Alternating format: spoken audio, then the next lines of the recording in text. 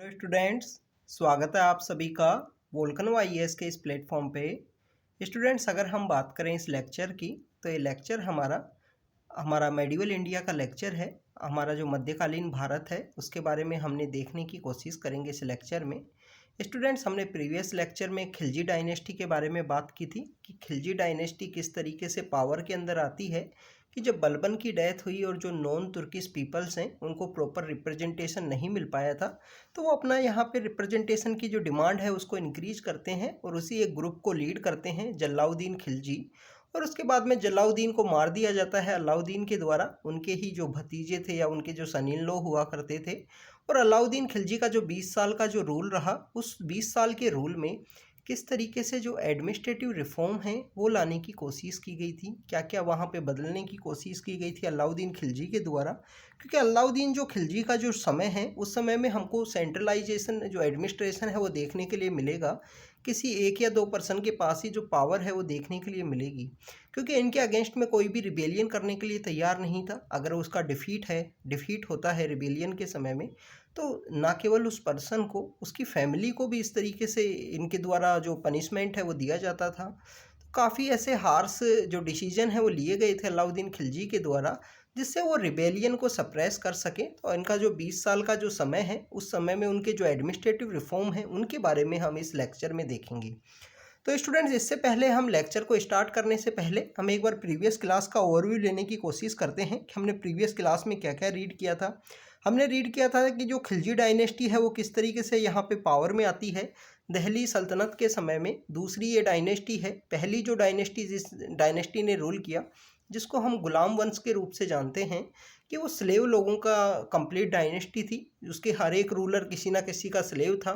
अगर हम बात करें कुतुबुद्दीन ऐबक की या इल्तुतमिश की, वो भी एक दूसरे के स्लेव हुआ करते थे। कुतुबुद्दीन ऐबक बेसिकली मोहम्मद गोरी का स्लेव हुआ करता था। बलबन की अगर हम बात करें तो बलबन इल्तुतमिश का स्लेव हुआ करता था।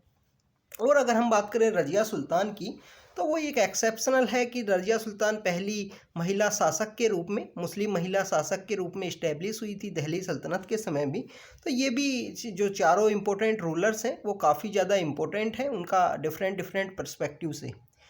अगर हम बात करें खिलजी डायनेस्टी यहाँ पे 1290 के समय में रूल में आई और 1320 तक ये रूल करती है। 20 साल का ये रूल था। तो जो दिल्ली सल्तनत है उसकी सबसे कम समय के लिए रूल करने वाली अगर कोई डायनेस्टी के बारे में पूछा जाए तो सबसे कम समय इस डायनेस्टी ने रूल किया था। इसके बाद में तुगलक्स आएंगे। तुगलक्स ऐसी डायनेस्टी है जो सबसे लंबे समय तक रूल करेगी, काफ़ी लंबे समय तक उन्होंने रूल किया है। उसके बाद में हमको सय्यद देखने के लिए मिलेंगे और लास्ट जो डायनेस्टी आएगी दिल्ली सल्तनत की, उसको बेसिकली लोधी डायनेस्टी कहा जाता है।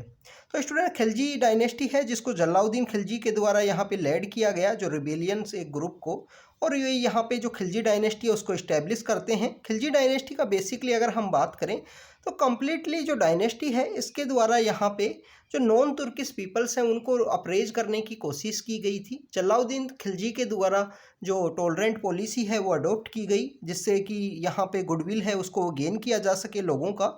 अगर हम बात करें कि अलाउद्दीन खिलजी की, जब अलाउद्दीन खिलजी पावर के अंदर में आते हैं, बेसिकली यहाँ पे एक इनका कन्क्वेस्ट होता है। जो देवगिरी की यादव डायनेस्टी हुआ करती थी उसके लिए जीत हासिल करते हैं अलाउद्दीन खिलजी। और उनको कॉन्ग्रेचुलेट करने के लिए जो जलाउद्दीन है वो जाते हैं। जलाउद्दीन को वहाँ पे मार दिया जाता है अलाउद्दीन के द्वारा। और अलाउद्दीन उसके बाद में अपने जो आमिर हैं, अपने जो नोबल्स हैं, उनको अपने पाले के अंदर करने की कोशिश करेंगे, अपने साइड करने की कोशिश करेंगे। और जो कॉमन जनता है उसके अंदर जो पैसे हैं वो बंटवा दिए गए, जिससे कॉमन जनता इनका जो जिस तरीके से इन्होंने पावर को गेन किया है उसके खिलाफ आवाज़ ना उठाए।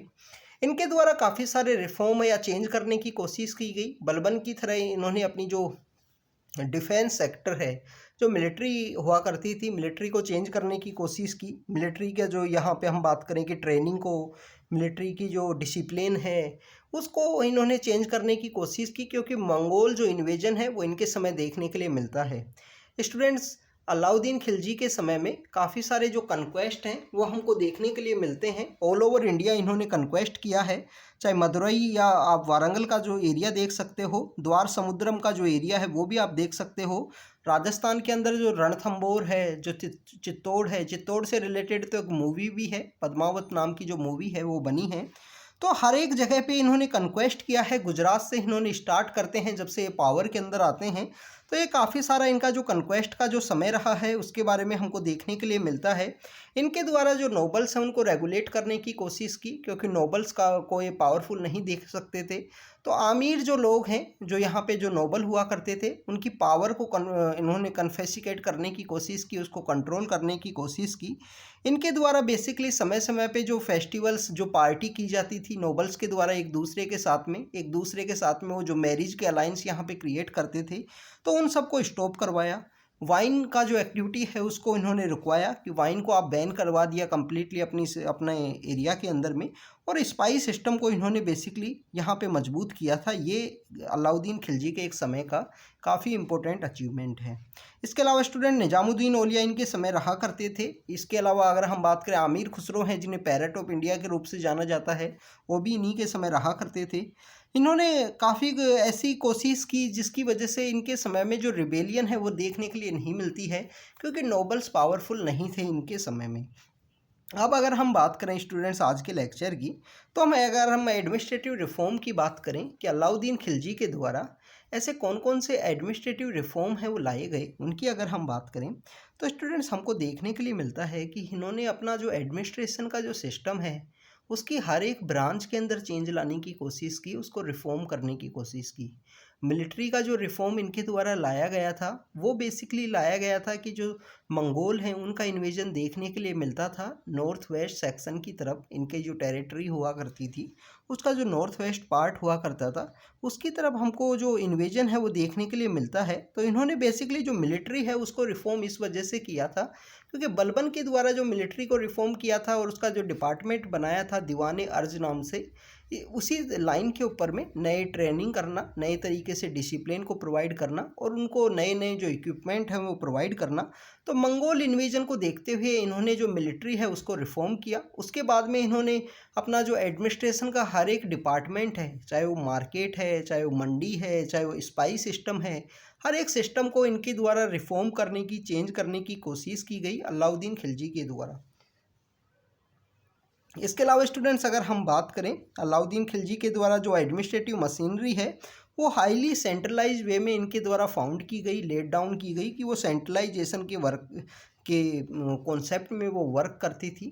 क्योंकि हम बात करें कि इनके द्वारा जो रिबेलियन है उसको सप्रेस करने की कोशिश की गई थी।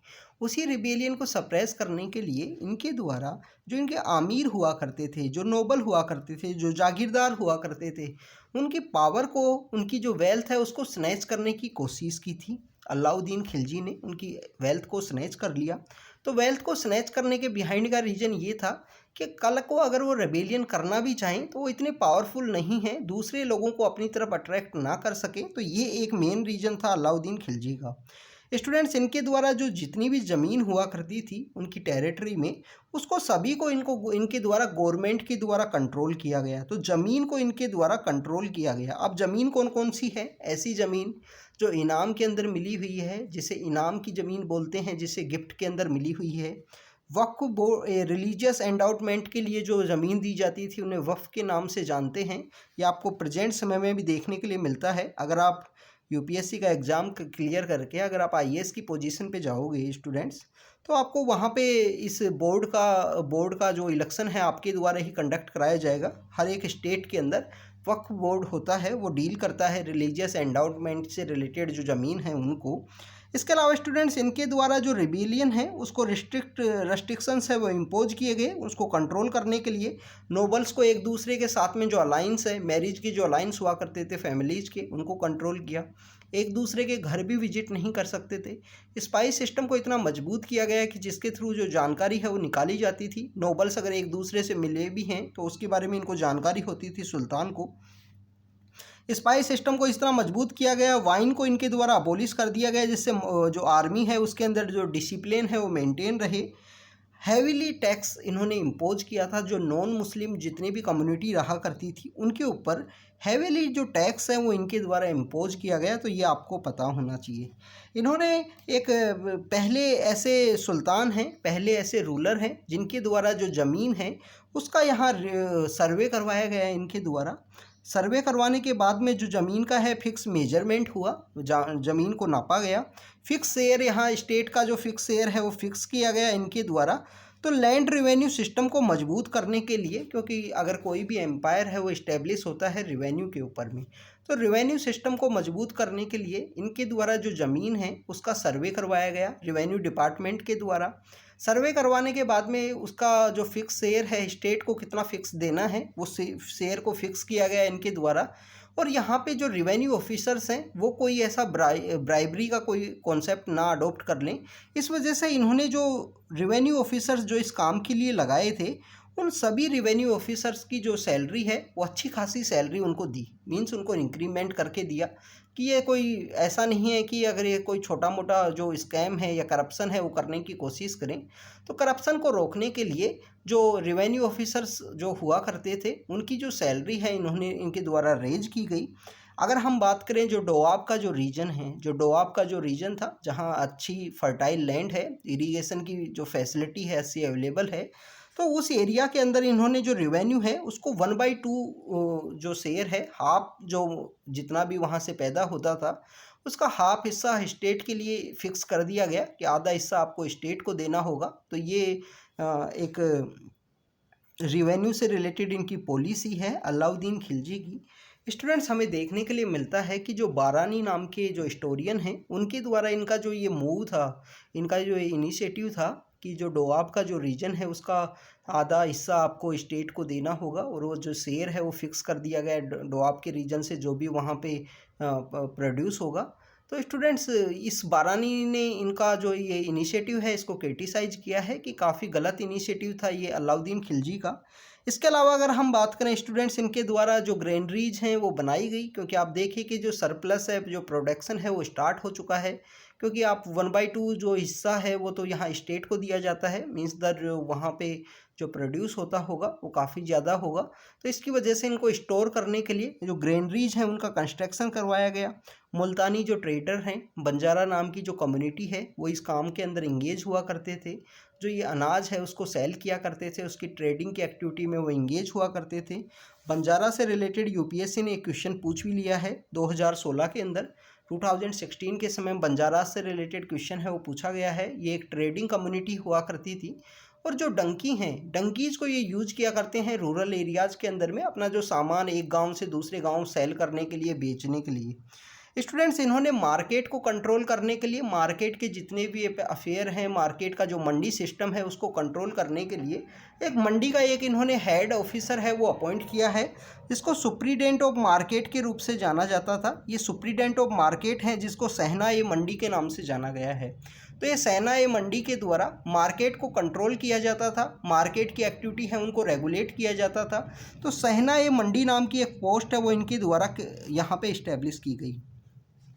आमिर खुसरो इन्हीं के समय रहा करते थे, जिनको पैरेट ऑफ इंडिया के रूप से जाना जाता है। और भी काफ़ी सारे स्कॉलर्स हैं जिनको इनके द्वारा पैट्रोनाइज किया गया है अलाउद्दीन खिलजी के द्वारा। तो यहाँ पे इंपॉर्टेंट बातें ये हैं कि आपको स्पाइस सिस्टम, वाइन अबोलिशमेंट, इन सब के बारे में तो पता होगा, बट रेवेन्यू का आप ज़रूर से याद रखना कि रेवेन्यू यहाँ पे इनके द्वारा करवाया गया था। रेवेन्यू का मेजरमेंट करवाया गया और मेजरमेंट के बाद में जो फिक्स शेयर है वो यहाँ पे लगाया गया कि फिक्स शेयर आपको स्टेट को देना है। इसके अलावा स्टूडेंट्स, अगर हम बात करें आर्किटेक्चर डेवलपमेंट ऐसा क्या हुआ था अलाउद्दीन खिलजी के समय में, तो अलाउद्दीन खिलजी की कुछ इच्छाएं थीं। इनके द्वारा जो सबसे टॉलेस्ट जो मीनार है वर्ल्ड का, जो कुतुबुद्दीन ऐबक के द्वारा फाउंड किया गया था, बाद में इल्तुतमिश के द्वारा उसको कंप्लीट करवाया गया। तो ऐसा मीनार बनाने की इनकी इच्छा थी, इनकी एक यहाँ पे इच्छा थी मीनार बनाना है ऐसा। अगर आज भी आप कुतुब मीनार का जो कॉम्प्लेक्स है उसके अंदर विजिट करोगे तो आपको एक अनफिनिश जो मीनार है वो यहाँ पे देखने के लिए मिलेगी। तो ये इन्हीं के द्वारा स्टार्ट की गई थी, अलाउद्दीन खिलजी के द्वारा स्टार्ट की गई थी, जो उसको ये कंप्लीट नहीं कर पाए। इनकी इच्छा थी कि जो कुतुब मीनार का जो एरिया है उससे भी बड़ी हम मीनार है वो बनाई जाए। दिल्ली के अंदर ही इन्होंने जो सीरी नाम की जो सिटी है उसको इस्टेब्लिश किया था। सीरी नाम की जो सिटी है उसको इस्टेब्लिश किया इनके द्वारा। तो आपसे पूछ लिया जाएगा कि सीरी फोर्ट किनके द्वारा बनाया गया है, तो सीरी फोर्ट इन्हीं के द्वारा उसका जो कंस्ट्रक्शन है वो स्टार्ट किया गया था। अल्लाई दरवाज़ा जो आपको कुतुब मीनार के कॉम्प्लेक्स के पास देखने के लिए मिलेगा, ये जो अल्लाई दरवाज़ा है ये भी अलाउद्दीन खिलजी के द्वारा ही वहाँ पे स्टार्ट किया गया था, इन्हीं के द्वारा इसको कंस्ट्रक्ट किया गया था। इसके अलावा स्टूडेंट्स हौज खास के एरिया के अंदर अगर आप विजिट किए हो दिल्ली के अंदर में, तो हौज खास के अंदर आपको एक पानी का बड़ा सा टैंक है वो देखने के लिए मिलता है। तो बिग वाटर का जो टैंक है वो इन्हीं के द्वारा इस्टेब्लिश किया गया था, जो प्रेजेंट के समय में वर्तमान का जो समय है उसमें टूरिस्ट अट्रैक्शन साइट के रूप में उसको एक टूरिस्ट अट्रैक्शन साइट है, वहाँ पे लोग काफ़ी विजिट करते हैं। तो आप भी कभी ना कभी जाइए उस बिग वाटर टैंक के एरिया के अंदर में, हौज खास का जो एरिया है कभी ना कभी ज़रूर विजिट कीजिए। तो ये कुछ आर्किटेक्चरल डेवलपमेंट हैं। सीरी नाम की जो सिटी है न्यू दिल्ली के अंदर में, जो नई सिटी है दिल्ली के अंदर इनके द्वारा कंस्ट्रक्ट की गई अनफिनिश मीनार है। सबसे बड़ी मीनार बनाना चाहते थे ये वर्ल्ड की, बट ये कुतुब मीनार के इतनी बना नहीं पाए, कंटिन्यू वॉर के अंदर इंगेज रहे तो उसको फिनिश नहीं कर पाए। वो दिल्ली के अंदर ही लोकेटेड है, जो कुतुब मीनार का कॉम्प्लेक्स है उसी के अंदर वो अनफिनिश मीनार आपको देखने के लिए मिलती है। अलाई दरवाज़ा है जो इनके द्वारा बनाया गया है, अलाई दरवाज़ा आपको याद होना चाहिए।